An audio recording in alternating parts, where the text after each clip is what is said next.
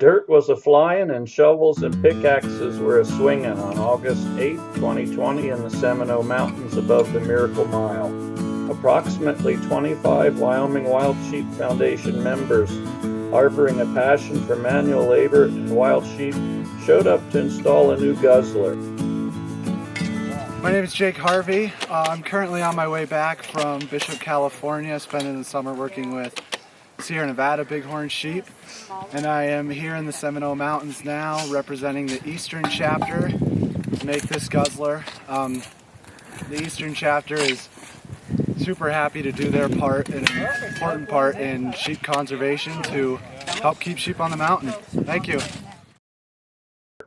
A watering hole for bighorns and other wild critters. Participants arrived at the Miracle Mile Friday evening to grease their shovels, bars, pickaxes, and mines with liquid refreshments and fond memories of bighorn experiences. Kevin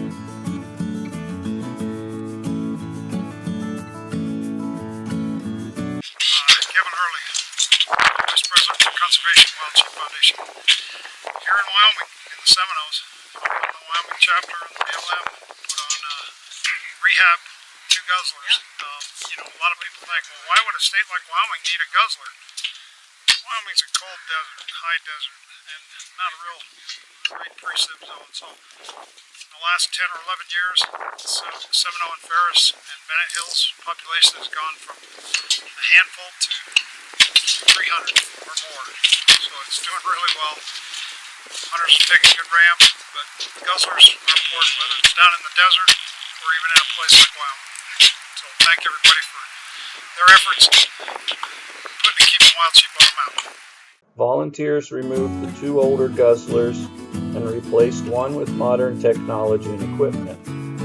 The new collection apron was large, 75 to 100 feet square, and held down by a lot of rocks. A pipe drained the collection apron into a 1,000-gallon holding tank with a large opening for drinkers, a much better system. The benefits are numerous, and many states have used guzzlers to enhance bighorn numbers and distribution, especially the drier Southwest. After a hard day's work, the volunteers retreated to the Miracle Mile shoreline for more liquid refreshments, memory rehashing, and story swapping. Hi, I'm Katie Cheesebro. I'm the new Executive Director with the Wyoming Wild Sheep Foundation, and we're out here in the Seminoles doing a guzzler project that Mike Murray with BLM organized for us.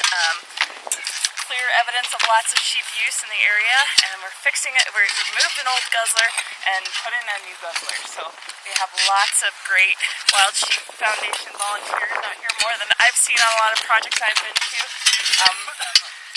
Doing a lot of hard work with rock shovels, picks, a lot of digging, a lot of rock moving, and this is going to be a project that keeps our sheep hydrated and allows them to use a lot more habitat. Cook. Hats off to these folks. In closing, I would first like to extend a sincere thanks to Mike Murray, Chris Otto, and the folks at the Rawlins BLM office.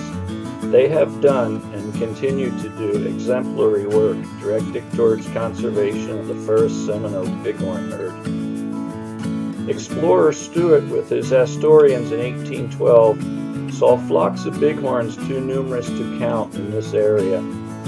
I believe Mike and Chris have a similar vision for the first Seminole herd. Secondly, I would like to thank the volunteers who made time in their busy schedules to assist with the Guzzler weekend. Lastly, the BLM has materials for another installation next summer. If you wish to have a rewarding and exemplary social experience, please plan on attending. Watch our webpage for announcements.